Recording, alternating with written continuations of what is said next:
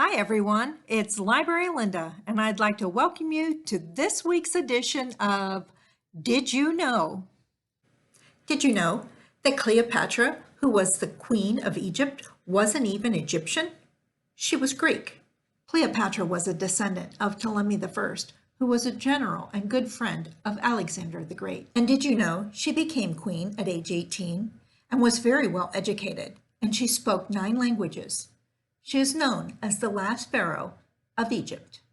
Did you know that the Great Fire of Chicago that started on October 8th of 1871 was not started by Mrs. O'Leary's cow?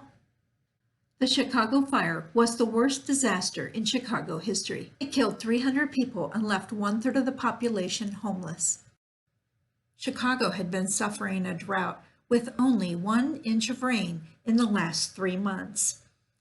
And 3.3 square miles of Chicago was destroyed by the fire. A writer for the Chicago Tribune said the fire was started by Mrs. O'Leary's cow, but the O'Learys said that couldn't have happened because they were in bed by 9 o'clock and not out milking. It was later determined that the fire could have been started next door by a group of men that were gambling in a barn. 22 years later, the author of the story retracted it and said it was all fabricated. Did you know, on October 4th of 1927, Gutzon Borglum began sculpting the heads of the 4 presidents on the side of Mount Rushmore? It was the South Dakota state historian Dwayne Robinson that came up with the idea of carving a monument into the side of Mount Rushmore, located in the Black Hills of South Dakota, to attract tourists. Dwayne Robinson recruited the sculptor Gutzon Borglum to carry out his wishes of having a sculpture made of the heroes of the American West on the side of Mount Rushmore. And did you know that the original design was to include the Lakota Indian chief Red Cloud, Meriwether Lewis, William Clark, and Buffalo Bill Cody? And after a lengthy discussion, it was decided that there would be more national appeal if the heads of 4 presidents were put on the side of the mountain instead. And the new design was to include 4 presidents from the waist up. After much debate, the presidents were selected.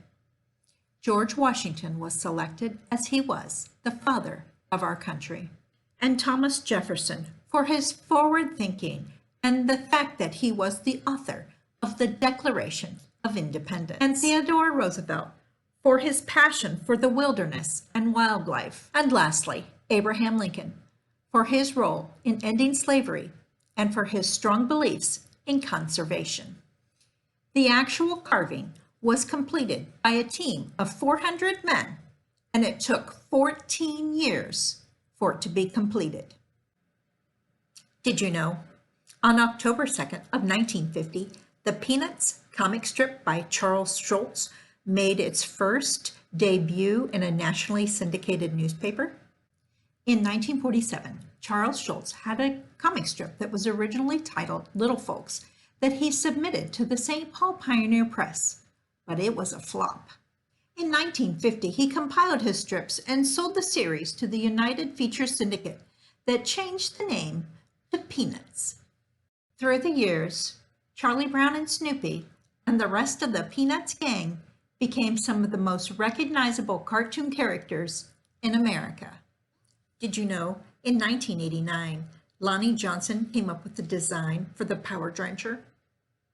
He was a NASA aerospace engineer, and he invented a way using air pressure to shoot large quantities of water further and faster out of a squirt gun. This later became known as a Super Soaker, and it awarded Lonnie Johnson a spot in the National Toy Hall of Fame.